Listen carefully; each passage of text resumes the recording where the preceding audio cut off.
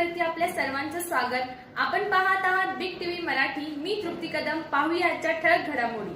मोठेवाडी गावामध्ये मरगुबाई देवस्थान तालुक्यातला तिकडे एक यात्रा याविषयी बरेचसे लोक जडू झाले होते आणि तिकडे प्रचंड वाडा हे असल्यामुळे ते दुर्दैवी घटना घडली। तिकडे तारपत्रे आणि त्याची अँगल उडून एक भिंतीवर पडली आणि ते भिंती कसरलं आणि ते भिंती असे मागे जे लोक बसले होते त्याच्यापैकी 6 लोकांची दुर्दैवी निधन झालेली आहे आणि त्याच्यापैकी 4 महाराष्ट्रीयन आणि 2 कर्नाटकाचे आहेत आणि ते 16 जवळपास 13 लोकांच्या ते जखमी झालेले आहेत। त्या ठिकाणी ते 13 जे जखमी झालेले आहेत त्यांना जिल्ह्यातल्या वेगवेगळ्या ठिकाणी सिव्हिल हॉस्पिटल आणि इतर खाजगी हॉस्पिटल जत आणि मिराजमधला वेगवेगळ्या हॉस्पिटलमध्ये त्यांना दाखल करण्यात आलेली आहे। माननीय पालकमंत्री महोदय आणि त्याच्यामध्ये सगळे आमचे जे सन्माननीय जनप्रतिनिधी जजचे यांनी पूर्ण रात्री त्याच्याबद्दलही आढावा घेतलेले आहे आणि आज त्याची भेटही झालेली आहे आणि सुदैवी घटना हे आहे की सगळे जे जखमी झाली होती ती सगळ्यांचं सुस्थितीत आहे, त्यांना जीविताची काही हानी नाही आहे आणि ते सगळे रिकवर चांगल्या पद्धतीने करत आहेत आणि शासनाच्या मार्फत जे लोक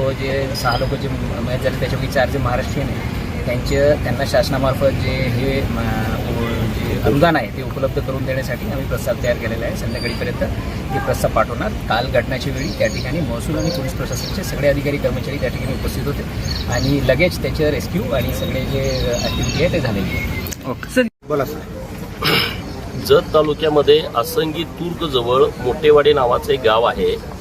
या गावामध्ये मरगुबाईचं प्रसिद्ध मंदिर आहे।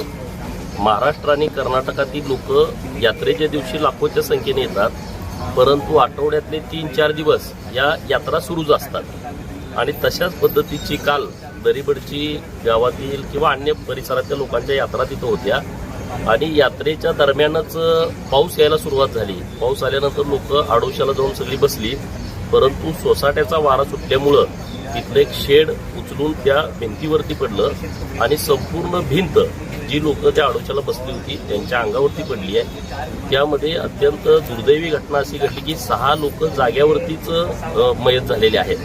त्यामध्ये 4 लोक महाराष्ट्रातील आहेत। दरीबडचीचा एक मयत आहे आणि पांडुजरी नावाचं गाव आहे, तिथं कोकरे वस्ती आहे। त्या कोकरे वस्तीवरची 3 लोकांचं दुर्दैवी निधन या घटनेमध्ये झालेलं आहे। जवळपास 13 लोक जखमी आहेत, त्यापैकी 4 लोक इथं मिरज मेडिकल कॉलेजच्या हॉस्पिटलला ॲडमिट आहेत। त्यांची विचारपूस आता माननीय पालकमंत्री महोदय, माननीय कलेक्टर सांगली, माननीय SP सांगली यांनी आता केलेली आहे। दुसरे पेशंट सिनर्जीला डॉक्टर नारळी साहेबांच्या हॉस्पिटलला ॲडमिट आहेत। काही लोक जतमध्ये, काही लोक संकला आणि विजापूरची काही लोक असल्यामुळं काही लोक विजापूरला तिकडं दवाखान्यात शिफ्ट केलेले आहेत। तर मिरज मेडिकल कॉलेजचे सगळे पदाधिकारी आहेत, माननीय डीन साहेब, गुरव साहेब आहेत, डॉक्टर रुपेश शिंदे सर आहेत आणि इथला मेडिकल सगळा स्टाफ अत्यंत काळजीपूर्वक उपचार या सगळ्या लोकांच्यावरती करतोय। प्रायव्हेटमध्ये जी सगळी लोक आहेत त्यांची सगळी जबाबदारी माननीय पालकमंत्री महोदयांनी घेतलेली आहे। ज्या लोकांचं दुर्दैवी निधन झालंय त्यांना आम्ही भावपूर्ण श्रद्धांजली अर्पित करतो।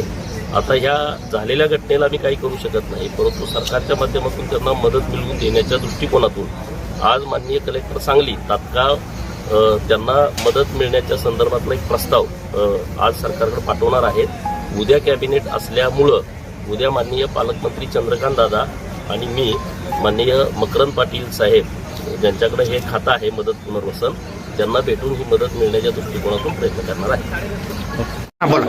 सुरू झालेला पाऊस, या पावसाची पिकं म्हणूनही पूर्वतयारी नसते आणि अशा घडणाऱ्या घटनाही अनपेक्षितपणे घडतात।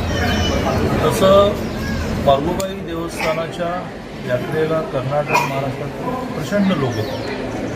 यात्रेच्या दिवशी गर्दी असते पण ती बरेच दिवस चालूच राहते। कालही अशा प्रकाराने तिथे लोक एकत्र आले, अवेळी पाऊस आला, कोणाची तयारी नसेल अशा तरी म्हणून आडोशाला जातो, आडोसाच पडेल कोणाच्याच कल्पनेत नव्हतं। त्यामुळे त्या आडोशाची भिंत कोसळून 6 जण मयत झाले। 3 जत तालुक्यातले, 3 कर्नाटकातले। कर्नाटकातून खूप मोठा फ्लो त्या यात्रेला आहे। मयतांमध्ये 4 पुरुष आणि 2 महिला। पुरुषांपैकी पुन्हा 2 लहान मुलं आहेत, 14-15 वयोगटाचे, एकदम वयस्कर आहेत। 13 जण जखमी स्थितीमध्ये वेगवेगळ्या ठिकाणी आहेत। त्यात मिरज मेडिकलला एकूण त्यातले 4 आहेत, सिनर्जीमध्ये आहेत, काही जतमध्ये आहेत, संतमध्ये आहेत, काही विजापूरला पाठवतात। त्यामुळे घटना जी आहे ती जर आपण कोणाच्या हातात नसलेली घटना आहे, त्याला तरी काय माहिती की हा आडोसा पडणार आहे। प्रचंड वाऱ्याने समोरच्या शेडचा पत्रा ह्या भिंतीवरून आपण तर आता मृतांच्या नातेवाईकांना प्रत्येकी 4 लाख रुपये मिळण्याचा प्रस्ताव कलेक्टर महोदयांनी तयार केला आहे. तो मदत पुनर्वसनला जाईल. उद्या सुदैवाने कॅबिनेट आहे. लगेच मदत पुनर्वसनच्या ज्या त्याचे मिनिस्टर आहेत मुसलमान त्यांना मी सांगून पटकन चेक मिळण्याची व्यवस्था करू. जखमींचा सगळा खर्च आम्ही करू. काही सरकारी योजनेतून होईल, काही प्रायव्हेटली होईल. ते प्रायव्हेटली पण आम्ही करू. सिरजी लावल्यानंतर प्रायव्हेटली बिल भरायला लागेल ते आम्ही करू.